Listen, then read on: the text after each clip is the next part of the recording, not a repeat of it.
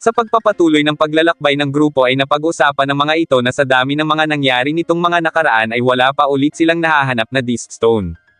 Gayunpaman, masaya pa rin naman ang mga ito ngunit lingid sa kaalaman nila na may sumusunod sa kanilang masamang halimaw at narinig nito ang tungkol sa Gaia Stone.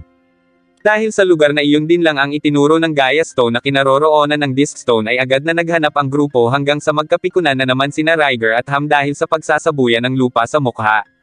Habang inaawat ni Golem ang dalawa ay may nakita ng Disc Stone si Moki. Naalala naman ng masamang halimaw ang tungkol sa Gaia Stone na matagal nang ipinahahanap ng boss nilang si Mo. Napansin ni Holly na parang kakaiba ang Disc Stone na nakita nila kaya agad na inihagis ni Golem si Suezo upang malaman kung nasaan ang lokasyon ng dambana mula sa kinatatayuan nila habang umalis muna ang masamang halimaw at sinabing babalikan niya ang grupo. Inabot na sila ng hapon bago pa nakita ni Suezo ang dambana kaya gabi na nang subukan nila iyon.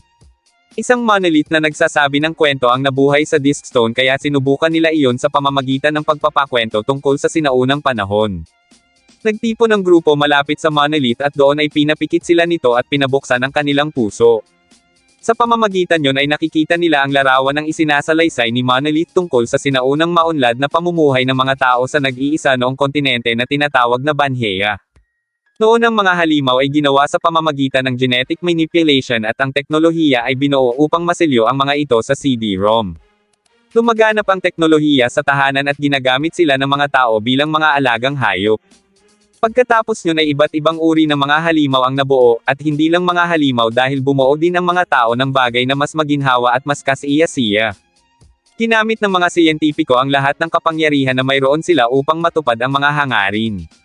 Naabot ng sibilisasyon ang rurok nito, at inakala ng mga tao na maaari silang maging Diyos.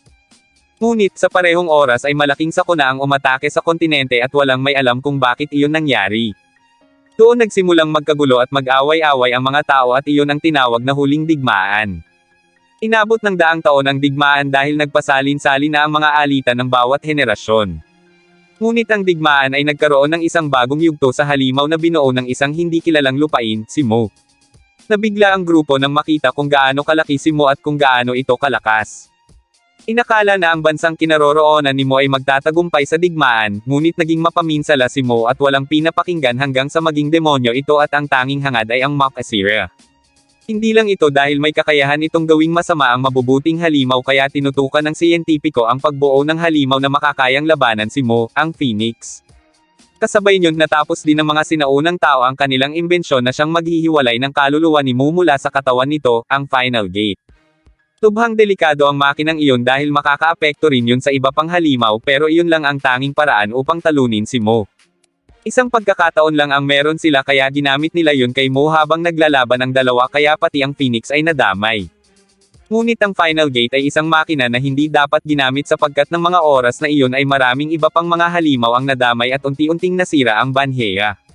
Hindi makapaniwala ang grupo sa kanilang nalaman mula sa nakaraan kaya napatanong si Ryger na kung totoo o mano ang kwento ni Monolith ay sino ang Mo na kinakaharap nila ngayon. Sinabi ni Monolith na matagal na panahon nang namatay si Mo at sa ngayon ay gumagamit lang iyon ng ibang katawan upang maibalik ang sarili nito. Ibig sabihin ay hinahanap nyo ang totoong katawan sa Hilagang Bayan bagay na hindi umano papayagan ng grupo kaya kailangan na rin nilang makita ang Phoenix. Ngunit napaisip si Ham kung saan naman napunta ang kaluluwa ng Phoenix. Sa madaling salita, hindi rin nila mabubuhay muli ang Phoenix kung hindi nila alam kung nasaan ang kaluluwa nito. Sinubukan nilang tanungin si Monolith pero sinabi nito na malalaman din nila ang tungkol doon hanggang sa nakatulog na ito. Samantala, nalaman na ni Mo ang tungkol sa Gaia Stone na nakay Holly. Hindi ito makapaniwala na buhay pa pala umano si Holly kaya hiniling ng masamang halimaw na iyon na bigyan siya ng utos na tapusin ang naglahong si Pixie at agawin ang Gaia Stone, ngunit sinabi ni Mo na siya na mismo ang bahala doon. Kinabukasan ay tinanong ni Holly si Monolith kung nais nitong sumama na sa kanila sa paghahanap sa Phoenix pero tumanggi ito at sinabing kailangan niyang maglakbay para may kwento siyang istorya. Bago sila maghiwa-hiwalay ay isang bagay pa ang sinabi ni Monolith sa mga ito, ang mag-ingat. Habang palayo si Monolith ay nakaramdam ng lungkot si Genki kahit babago pa lang silang nagkakilala pero gayon pa man ay kailangan pa rin nilang magpatuloy. Samantala, dahil alam umano ng masamang halimaw ang kinaroroonan ng grupo ay ipinag-utos ni Mo na dalhin iyon sa kanya. Kahit palubog na ang araw ay mas pinili ng grupo na magpatuloy na rin sa paglalakbay kaya naman inalam na ni Holly ang direksyon ng kinaroroonan ng Disc Stone gamit ang Gaia Stone. Itinuro niyo ng gawing kanluran kung saan lumulubog ang haring araw nang may biglang mapansin si Suezo na may batong papalapit sa kanila. Hindi maliwanag pero mukha umano iyong kastilyo at mas nagulat pa si Suezo nang makita ang logo ni Mo. Sinabi ni Riger na iyon ang lumulutang na kastilyo ni Mo at alam niyang darating ang araw na iyon kung patuloy nilang lalabanan si Mo. Habang papalapit si Mo sa kanila ay napansin ni Holly na umiilaw ang Gaia Stone bagay na ipinagtaka nito. Naisip nilang magtago sa maliit na kakahuyan pero nang mauuna na sana doon si Suezo ay pinasabugan iyon ni Mo kaya ibig sabihin ay hindi nila yun matatakasan. Dahil doon ay sinabi ni Genki na wala silang ibang pagpipilian kundi lumaban bagay na hindi sinang-ayunan ni Holly dahil baka matalo lang umano sila. Maya-maya pa ay nakarating na mismo sa harap nila ang kastilyo at doon ay nagpakita sa kanila si Mo upang kuhanin kay Holly ang Gaia Stone. Pero matapang na hinarap ng grupo si Mo at sinubukan pa itong kalabanan ni Riger ngunit naitalsak lang siya nito. Galit na galit si Riger kay Mo dahil sa ginawa nito sa kanyang kapatid kaya naman tinulungan na siya ng mga kasamahan niya sa pagharap dito. Sabay-sabay ng mga itong inatake si Mo pero nang nakahanda na sila ay bigla itong naglaho sa harap nila at mula sa kanilang likod ay doon sila inatake nito. Nagpatuloy ang labanan ng mga ito pero walang obra kay Mo ang bawat pag-atake nila hanggang mawala na silang lahat ng lakas at tuluyan ng natangay ni Mo si Holly. Wala na ang mga itong nagawa at nakatingin na lang si Genki habang paalis na sina Mo hanggang sa mawala na ito ng malay. Kinagabihan, labis na ang pag-aalala ng mga ito kay Holly kaya sinabi ni Genki kay Ham na mag-isip ng paraan para mailigtas nila ang kaibigan. Ngunit sinabi ni Ham na dapat ay magpasalamat na lang sila na buhay pa sila sapagkat ayon sa kanyang pagsusuri, kung lalabanan nila si Mo kahit pa 100 beses ay siguradong matatalo sila bagay na sinang-ayunan ni Riger. Gayunpaman, matapang na sinabi ni Genki na hindi siya susuko at susubukan pa rin niya kahit ilang beses pa siyang maging miserable. Sumang-ayon sina Moki, Suezo at Golem kaya naman napahanga na naman ni Genki si Riger dahil sa katapangan nito. Doon sinabi ni Riger na may kaibigan siyang maaaring makatulong sa kanila, si Falcon na pinuno ng mga bandido ng Dragon. Agad na kumilos ang grupo papunta sa lungga ni Falcon sa mabatong bundok. Maya-maya pa ay nakarating na sila doon kaya nakiusap sila kay Falcon na isaki lang sila papunta sa lumulutang na kastilyo ni Mo. Nung una ay bigo sila dahil alam ni Falcon kung gaano kadelikado si Mo kaya paalis na sana ang grupo pero naiwan si Genki at muling nakiusap. Nangako si Genki na hindi madadami ang mga dragon at kung mangyari man iyon ay itataya umano niya ang kanyang buhay para maprotektahan ang mga ito. Dahil doon ay isa-isa na ring nangako ang apat at pagkatapos ay lumuhad pa si Genki para magmakaawa habang tumutulo ang luha nito. Dahil doon ay lumambot ang puso ni Falcon at tinanong ang mga kasamahan kung ipagkakatiwala ng mga iyon ang buhay sa kanya. Pumayag naman ang mga kasamahan ni Falcon kaya sinabi nito na kailangang magtagumpay ni na Genki. Nagpasalamat si Riger habang tuwang-tuwa naman ang iba pa. Sa kastilyo ni Mo nang magkamalay si Holly ay namalikmata ito na ang nasa harap niya ay ang kanyang ama pero nang makitang si Mo iyon ay agad itong tumayo at pilit na binabawi ang Gaia Stone. Sinabi nito na mukhang paghahanap lang sa mga Disc Stone ang alam ni Holly na gamit sa Gaia Stone. Napaisip si Holly dahil maraming alam si Mo tungkol sa Gaia Stone gayong mga taga-nayon lang nila ang nakakaalam kung paano iyon gamitin. Tumawa lang si Mo at sinabing titigan siyang mabuti ni Holly at doon nagsimulang mabasag sa paningin ni Holly ang maskara nito. Laking gulat ni Holly nang makitang mukha ng kanyang ama ang nasa likod ng maskara. Dahil hindi makapaniwala ay inisip niya na panlilinlang lang iyon ni Mo kaya sinabi nito sa kanya na gagawin na lang din siya nitong masama para hindi niya nakalabanan ang kanyang ama kaya napasigaw na lang si Holly.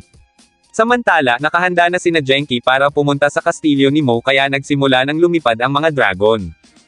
Habang lumilipad palayo ay nakatingin sa kanila sina Pixie mula sa baba. Samantala, dahil hindi pa rin naniniwala si Holly na iyon ang kanyang ama ay ikinwento nito ang naging istorya umano ng kanyang paglalakbay pagkatapos niyang umalis noon sa nayon. Sinubukan niya noong hanapin ang maalamat na Phoenix at inisip na kung mahahanap niya iyon na walang Gaia Stone ay makakabalik siya sa Chief at sa nayon. Hindi na siya nag-aalala sa mga kakayahan ng Phoenix at tanging ang inis na itinaboy siya sa nayon ang nagtulak sa kanya na magpatuloy. Hanggang sa mahulog siya sa isang buslo at doon niya nakita ang Disc Stone ni Mo na sumanib sa kanya at nakipagkaisa na siya dito. Ang kaluluwa niya at ang sinaunang memorya ni Mo ay naging isa at doon nila binuhay ang ibang mga halimaw para gawing mga alagad nila. Napaluhod na lang si Holly at sinabing hindi iyon totoo dahil kahit sinaniban ni Mo ang katawan ng kanyang ama ay hindi umano iyon magpapatalo sa kasamaan ni Mo. Tumawa na lang si Mo at sinabing ang pagkakaroon ng kontrol sa lahat ng bagay ang nakatagong pagnanasa sa puso ng sinumang tao, bagay na pinabulaanan ni Holly at sinabing sinubukan ito noong habulin ng lolo niya noong umalis ito sa nayon. Pero para sa ama ni Holly ay hindi na iyon mahalaga dahil hinalinhan na ng kaluluwa ni Mo ang lahat, at ganun din umano ang gagawin nito kay Holly dahil lahat naman ay may madilim na pagnanasa. Maya-maya pa ay natano na ng grupo ang lumulutang na kastilyo pero kailangan nilang humanap ng pagkakataon para palihim na makapasok doon.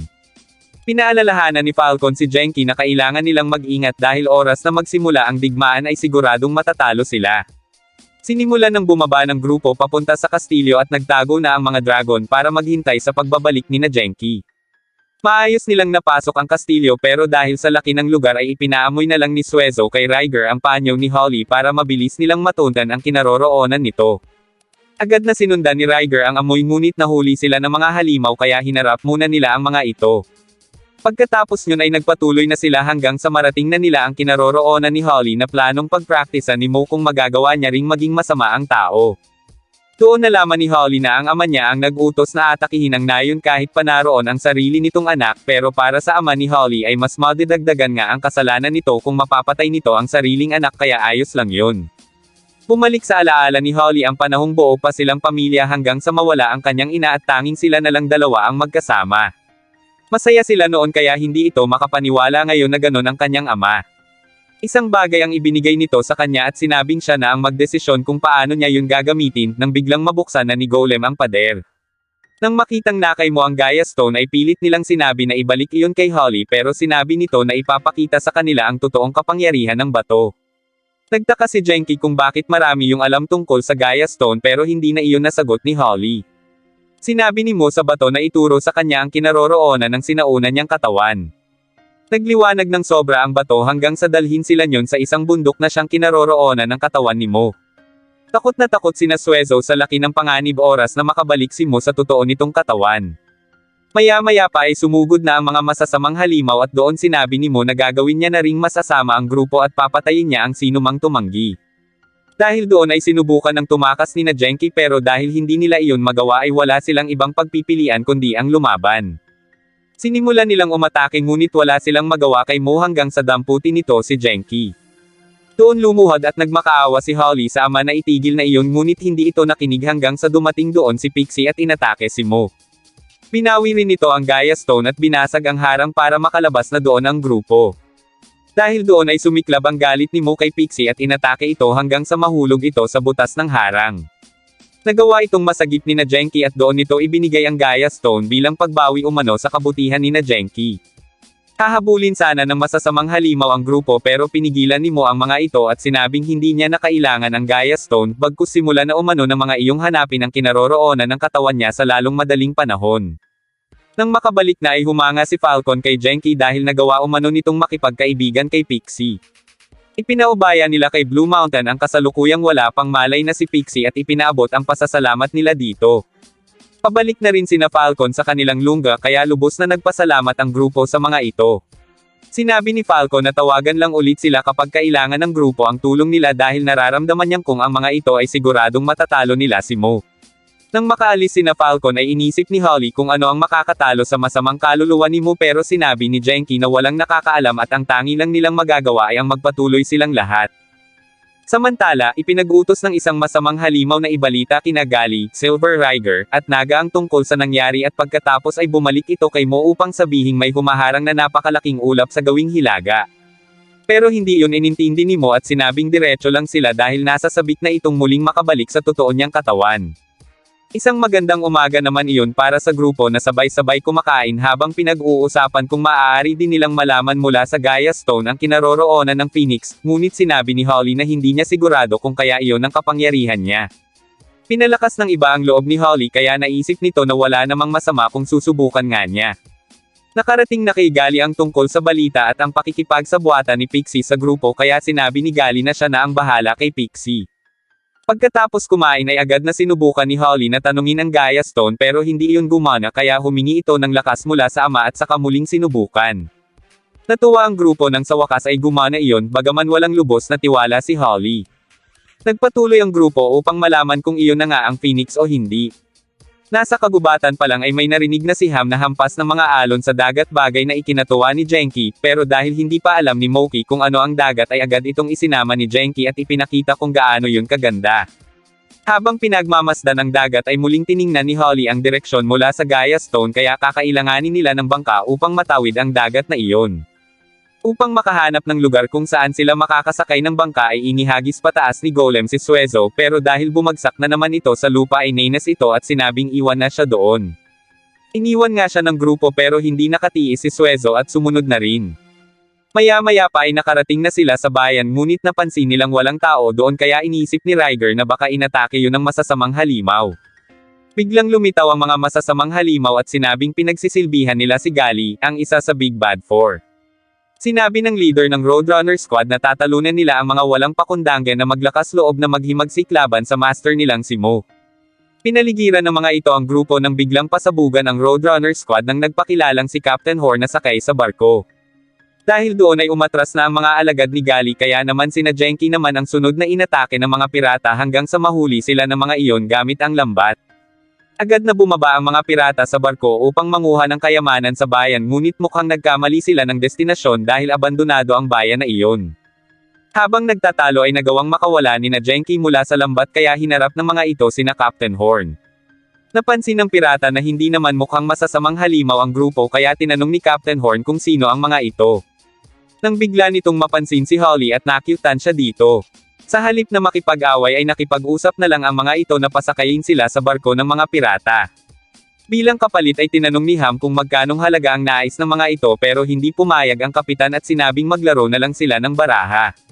Kapag natalo ang mga pirata ay pases akayin umano nila ang grupo, pero kapag sila ang nanalo ay mapapasa kanya si Holly, bagay na ikinagulat ng mga ito. Gayunpaman, pumayag si Holly sa hamon ni Horn dahil wala na silang ibang pagpipilian. Si Suezo ang makakalaban ni Horn, kaya sinimula ng balasahin ni Ham ang baraha, pero bago magsimula ay binalaan muna ni Horn si Suezo sa mangyayari umano kapag nandaya ito. Sinimula na ang laro at talagang umaasa sina Genki na mananalo si Suezo, kaya nakaabang sila sa magiging resulta ng laro ng mga ito. Natatawa na lang si Horn dahil ang hindi alam ni Suezo ay nakikita niya ang mga baraha nito mula sa mata ni Suezo, pero nang dalawa na lang ang baraha nila ay nakahalata na si Suezo at nalaman ang pandaraya ni Horn. Dahil doon ay itinaob niya na lang ang baraha at saka ito pinapili dahilan para pamalya na ito sa pagbunot ng baraha. Ganon din ang ginawa ni Horn ng si Suezo na ang bubunot, pero dahil tamang baraha ang bubunutin ni Suezo ay inunahan ito ni Horn na damputin ang baraha, at nang ihulog niya iyon ay laking gulat ng mga ito dahil blanko ang barahang iyon, kaya sinabi ni Horn na uulitin na lang nila ang laro.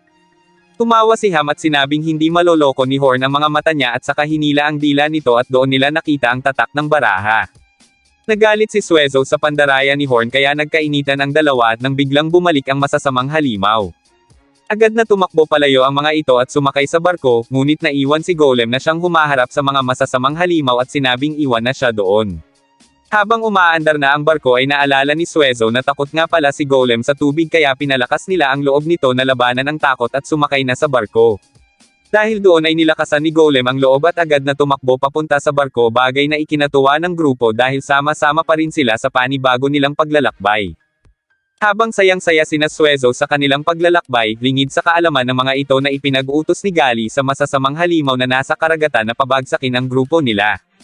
Habang naglilinis ang iba ay napamasid si Ryger sa paligid at napansin nitong parang may mali dahil sobrang tahimik umano ng lugar.